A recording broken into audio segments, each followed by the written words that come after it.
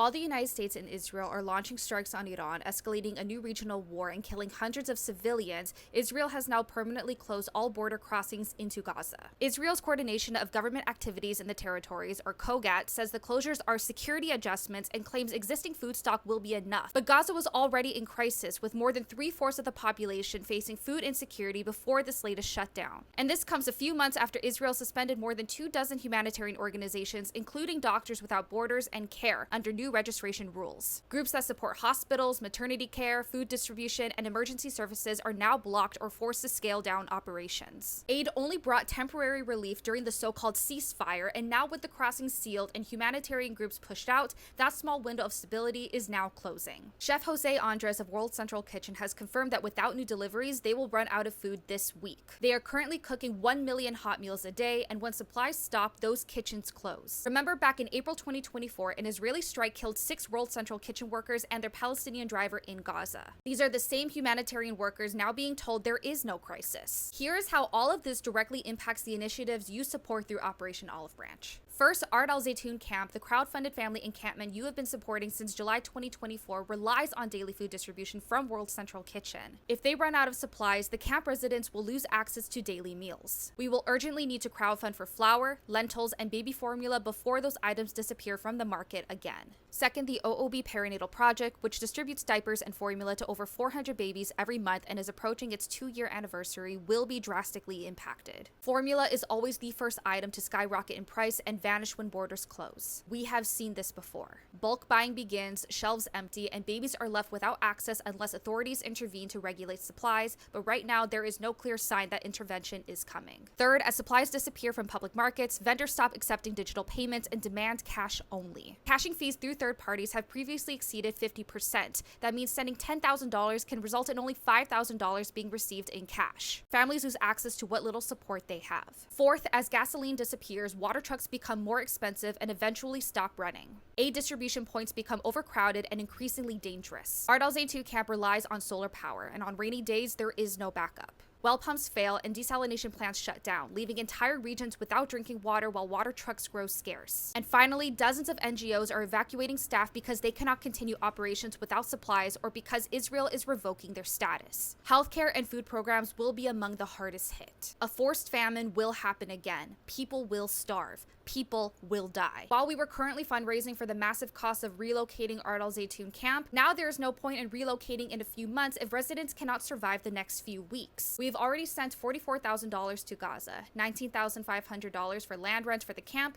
$17,500 for several months of maintenance for Ard al-Zaytoun School, and the remainder for March camp maintenance. Our director of the OOB Perinatal Project, Amani Al-Khalut, is preparing an emergency proposal for flour, lentils, and formula. She will divert the current camp balance and all incoming camp funds to immediately purchase emergency supplies. So we are asking all of you for all hands on deck right now. If you can, please donate to our GoFundMe, share the link, make videos and posts about the border closure and this escalating crisis. Contact your elected officials and demand humanitarian aid into Gaza. Please do everything you can because this is about the immediate survival for families in Gaza.